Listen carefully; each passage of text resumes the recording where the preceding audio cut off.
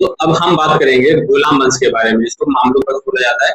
गुलाम वंश 1206 से लेकर 1290 ईस्वी तक मामलुक वंश के नाम से जाना जाता है। दिल्ली सल्तनत का पहला राजवंश था और जिसे मामलुक अर्थात अरबी भाषा के शब्द आया है, जिसका अर्थ होता है मालिक या दास। इस वंश के शासक मूल रूप से मोहम्मद गौरी के दास या सैन्य कमांडर के रूप में आए थे। इन्होंने धीरे धीरे अपनी शक्ति स्थापित की और दिल्ली को स्वतंत्र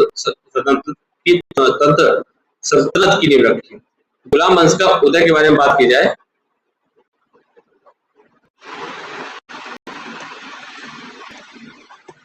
गुलाम वंश के उदय के बारे में बात की जाए तो ठीक है, उपमहाद्वीप की तुर्की शासन की शुरुआत का प्रतीक है। इसने आने वाले सल्तनत काल के लिए मजबूत प्रशासनिक और सैन्य ढांचा तैयार किया। प्रारंभिक शासक की स्थापना के बारे में बात करते हैं तो कुतुबुद्दीन ऐबक पहला था, जो 1206 से लेकर 1210 तक दिल्ली सल्तनत का शासक रहा था और इसी ने दिल्ली सल्तनत की स्थापना की थी और गुलाम वंश के भी संस्थापक यही माने जाते हैं। लेकिन वास्तविक संस्थापक इल्तुतमिश को ये दर्जा प्राप्त है। पृष्ठभूमि अगर कुतुबुद्दीन ऐबक के बारे में बात की जाए तो मोहम्मद गौरी का एक निष्ठावान एवं गुलाम एवं सैन्य कमांडर था। गौरी की मृत्यु 1206 में हो गई थी। उसके बाद से इन्होंने खुद को दिल्ली का सल्तनत शासक घोषित कर लिया। अब चाहे उसने गुलाम वंश की स्थापना की, उसने सल्तनत सुल्तान की उपाधि धारण नहीं की। ठीक है, उसने मालिक और सिपह सलाह की उपाधि से संतुष्ट रहा। वह खुद को गौरी का उत्तराधिकारी मानता था। राजधानी के बारे में बात की जाए तो उसकी प्रारंभिक राजधानी लाहौर थी और इल्तुतमिश ने इसको दिल्ली शिफ्ट कर दिया था, लाहौर से दिल्ली। तो कुतुबुद्दीन और आराम शाह इल्तुतमिश से पहले जो दिल्ली सल्तनत के दो शासक रहे थे, कुतुबुद्दीन और आराम शाह, तो इन दोनों के टाइम पीरियड में जो राजधानी थी वो लाहौर ही गई थी।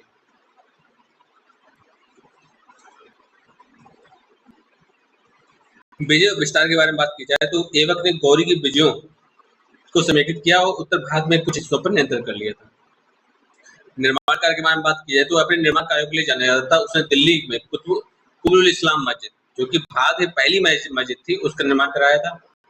अजमेर में अढ़ाई दिन का झोपड़ा काफी ज्यादा इंपॉर्टेंट है, BIP, अढ़ाई दिन का झोपड़ा। अच्छा, कैसे याद रखोगे भाई? देखो, हमेशा ही भूल जाते हो। अढ़ाई दिन का झोपड़ा जहां भी आता है आप भूल जाते हो कि कुतुबुद्दीन ऐबक का है। अब कैसे याद रखोगे? कोई एक ट्रिक हो तो आप समझा। देखो, आ से अजमेर है और आ से अढ़ाई दिन का झोपड़ा है। ठीक है, और क्या क्या चीज कॉमन हो सकती है? कुतुबुद्दीन ऐबक, तो कुछ भी कॉमन नहीं है, यही इसकी खासियत है। ठीक है, क्योंकि तो इल्तुतमिश में तो ई आ सकता है, अढ़ाई में ई आ जाएगा, लेकिन कुतुबुद्दीन ऐबक में कुछ भी कॉमन नहीं है। ठीक है, तो आप इस तरह याद रख लो, जहां कुछ भी ना कॉमन हो जाए समझो वो ही आंसर इसका है। ठीक है, उसने प्रसिद्ध कुतुब मीनार का भी निर्माण कराया था। ठीक है, उसने किसका निर्माण कराया था? उसने प्रसिद्ध कुतुब मीनार का भी निर्माण कार्य शुरू करवाया था, जो सूफी संत ख्वाजा कुतुबुद्दीन बख्तियार काकी की स्मृति में था। तो जो कुतुब मीनार की जो स्थापना है वो किस की याद में कुतुबुद्दीन ऐबक ने बनवाया था? तो बख्तियार काकी की याद में बनवाया था। ठीक है, सूफी संत बख्तियार काकी, उनकी याद में कुतुब मीनार की स्थापना करवाई थी। क्लियर? आगे बढ़ते हैं। नेक्स्ट देखो, व्यक्तित्व के बारे में बात करते हैं हम। ठीक है, ऐबक को उसकी उदारता के लाख वक्त यानी लाखों का दान करने वाले कहा जाता है। 1210 में चौगान यानी पोलो के समय ये जो घोड़े से गिर गया था, इसकी मृत्यु हो गई थी। उसके बाद इसका बेटा 1210 से लेकर 1211 तक एक ठीक है शासक रहा था। अयोग्य शासक था, इसलिए ज्यादा टिक नहीं पाया था। तो कुतुबुद्दीन ऐबक की मृत्यु के बाद लाहौर में तुर्क अमीरों ने आराम से गद्दी पर बैठाया, लेकिन एक अक्षम शासक था। दिल्ली के तुर्की ठीक है, दिल्ली के तुर्की कुलीन पर ने इल्तुतमिश को आमंत्रित किया, जो ऐबक का दामाद और कुशल प्रशासक था। उसने आराम साहब को पराजित कर सत्ता संभाल ली थी। उसके बाद बात करते हैं अब, जो कि वास्तविक संस्थापक था इल्तुतमिश, 1211 से लेकर 1276 रहे थे। दिल्ली सल्तनत का वास्तविक संस्थापक बोला जाएगा। प्रारंभिक जीवन और सत्ता पर पकड़ के बारे में बात की जाए तो इल्तुतमिश ऐबक का गुलाम और दामाद था, जिसे ऐबक ने बनायू का इख्तियार नियुक्त किया था। उसने गुलाम वंश को स्थिरता प्रदान की और दिल्ली सल्तनत को एक स्वतंत्र शक्तिशाली राज्य के रूप में स्थापित किया। इसलिए उसे दिल्ली सल्तनत का वास्तविक संस्थापक माना जाता है। 1229 में बगदाद के अब्बासी खलीफा से इसने अपने जो शासन को लीगल वैध करार करवा लिया। अच्छा, साम्राज्य सुदृढ़ीकरण के बारे में बात करते हैं तो उसने यदोज गजनी का शासक, कुवाचा मुल्तान का शासक थे, प्रतिद्वंदियों को पराजित किया और सल्तनत की सीमाओं को सुरक्षित किया। उसे चंगेज खान के नेतृत्व में चंगेज खान के नेतृत्व में मंगोल खतरे से भी दिल्ली सल्तनत को बचाया।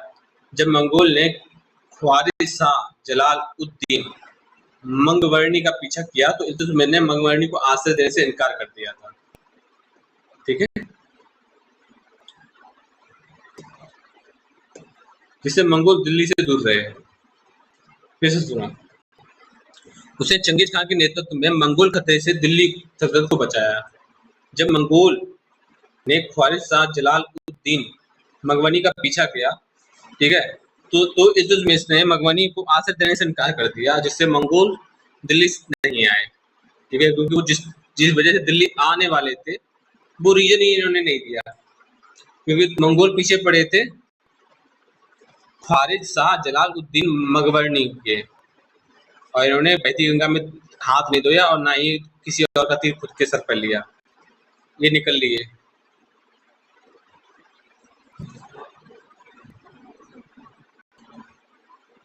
प्रशासनिक सुधार के बारे में बात की जाए, एकता प्रणाली इन्होंने लागू की। उसने सैन्य अधिकारियों को वेतन के बदले भू अनुदान एकता देने की प्रथा शुरू की। एकता का अर्थ होता है भूमि को देना। एकता दान यानी एकता के धारक को अपना एकता से राजस्व एकत्र करना और केंद्र सरकार को एक निश्चित राशि भेजनी होती थी। साथ ही अपनी सैन्य टुकड़ी बनाए रखनी होती थी। इस प्रणाली ने सल्तनत को प्रशासनिक और सैन्य रूप से मजबूत किया।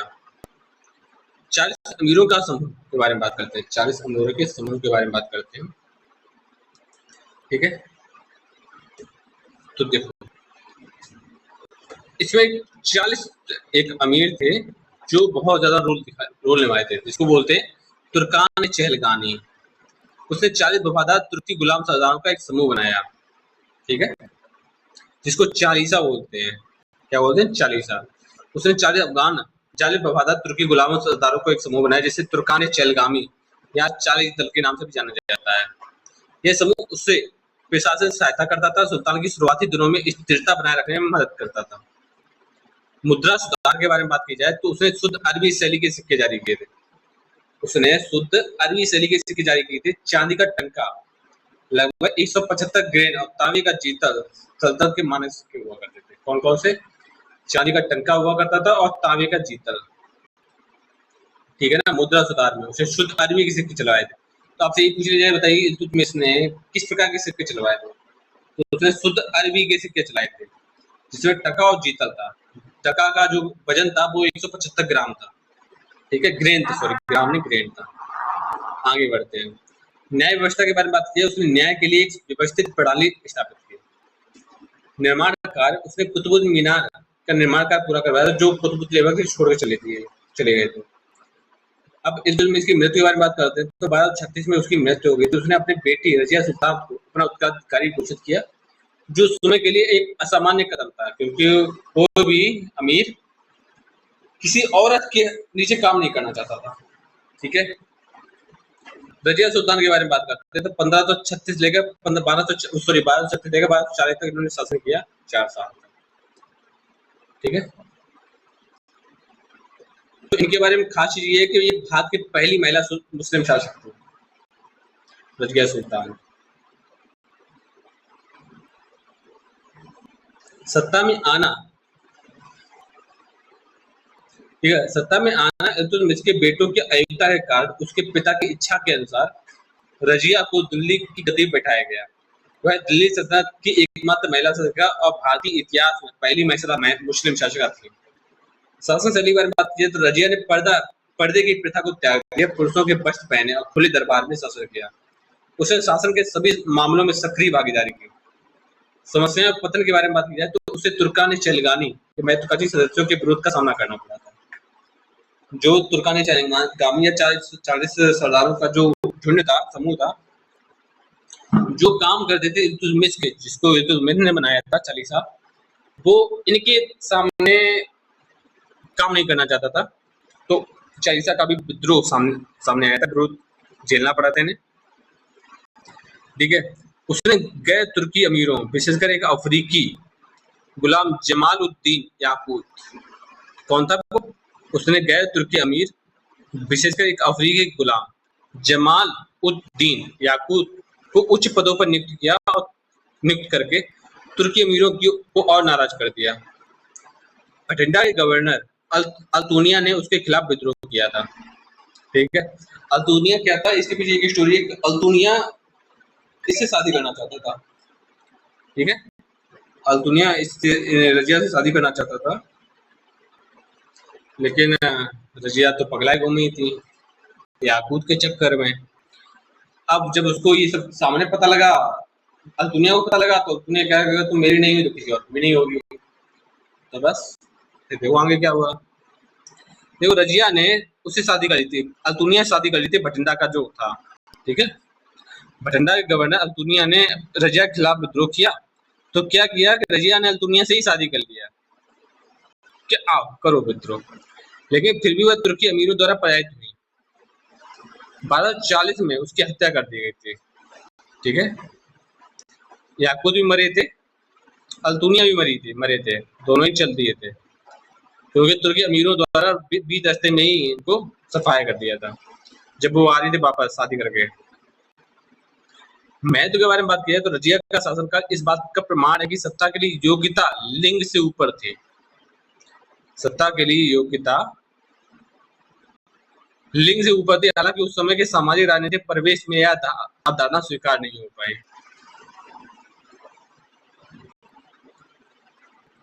आगे बढ़ते हैं, महत्व अवधारणा प्रभाव के बारे में बात करते हैं। लोग दिल्ली सल्तनत की नींव के बारे में बात करते हैं। गुलाम वंश ने दिल्ली सल्तनत को मजबूती, प्रशासनिक और सैन्य नींव रखी, जिसने कई शताब्दियों तक भारत में मुस्लिम शासन का मार्ग प्रशस्त रखा।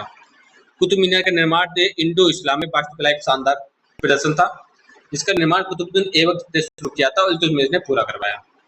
एकता प्रणाली में वही भूमि वाला भूमि राजस्व भूमि दे देते थे उससे, ठीक है, उस पर जिसको भूमि दी जाती थी उससे वो उस भूमि पर जो चाहे वो करे। किसी को बटाई पे देना चाहता है बटाई पे दे दे। बटाई का मतलब होता है किसी को जुतवाते, किसी को दे दिया कि भाई तुम इस पर काम करो, उससे जो भी प्राप्त होगा उसको हम देंगे, उसको हम लेंगे और आधा तुम ले लेना, और तुम्हारे हमारे बीच में जितना जो भी प्रॉफिट आएगा उसमें से कुछ हिस्सा हमें राजा को भी देना होगा। तो ये सब चीजें इसमें तय की थी।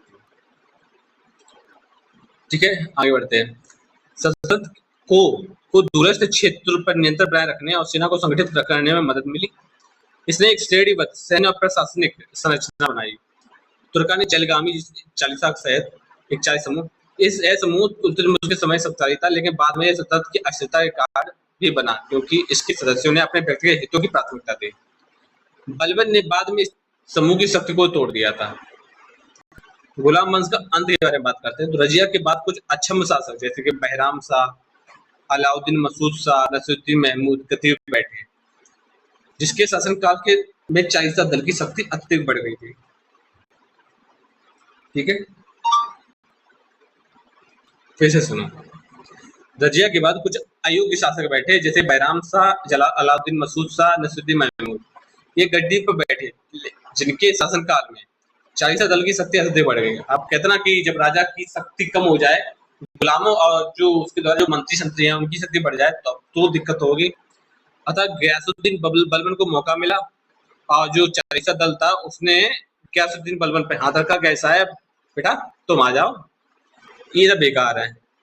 ठीक है, ऊपर से ये रजिया को भी लेकर आ गया और हमें पैसे भी मंजूर नहीं था किसी लड़की के नीचे काम करना, तो ऐसा करो अब तुम आ जाओ, इनको निपटा दो। तो बलबन नहीं, उम्मीद है कि बलबन नहीं निपटाए थे बठिंडा, अल्तुनिया और रजिया को। गयासुद्दीन बलबन ने 1266 से लेकर 1287 ईस्वी तक सत्ता संभाली, जिसने चालीसा दल की शक्ति को तोड़ दिया। देखो चालीसा लेकर आया बलबन को, ठीक है, लेकिन बलबन आ तो गया। अब बलबन बहुत चालाक था, उसने कहा कि देखो यार अभी ये हमें सपोर्ट कर रहे हैं, जब इनका मन का नहीं कर पाएंगे तो ये हमको भी हटा देंगे, तो पहले इनको हटाओ। तो जो उसको लेकर आए थे उसने ज्यादा पहले इनको ही समाप्त कर दिया। ठीक है, जिसने चालीसा दल की शक्ति को तोड़ दिया, सल्तनत को मजबूत किया और केंद्रीकृत शासन स्थापित किया। बलबन के बाद उसके वंशजों का शासन कमजोर पड़ गया। और अंततः खिलजी क्रांति यानी कि 1290 के साथ गुलाम वंश का अंत हुआ। दिल्ली सल्तनत पर खिलजी वंश का शासन स्थापित हुआ। समझ रहे हो मेरी बात? तो बलबन के बाद उसके वंशजों का शासन कमजोर पड़ गया और खिलजी वंश की स्थापना हुई 1290 में। तो एक छोटा संक्षिप्त सा परिचय था जो आपको एग्जाम में बहुत ज्यादा महत्वपूर्ण, बहुत ज्यादा कारगर साबित होगा। क्योंकि देखो ये ज्यादा डीपली आप पढ़ सकते हो लेकिन आप टाइम बचा नहीं है, तो आप देख लो, इसको अच्छे से देख लो, सोच लो, समझ लो, जो भी चीजें आपके लायक हैं वो यही। क्योंकि एग्जाम में अढ़ाई दिन का जोपड़ा पूछा गया है, ठीक है, कुतुब दिन पूछा गया है, कुतुब मीनार पूछी गई है, किसके लिए कुतुब मीनार बनाई गई थी ये भी पूछी गई है। तो जो भी पूछा गया है वो सब यहाँ पर आपको सामने है, ठीक है। ओके, तो अब इसी तरह से आपको लगभग 337 टॉपिक मिलेंगे, ठीक है। तो एक टॉपिक का समाप्त हुआ, प्रथम अध्याय, प्रथम टॉपिक समाप्त। मिलते हैं नेक्स्ट टॉपिक में।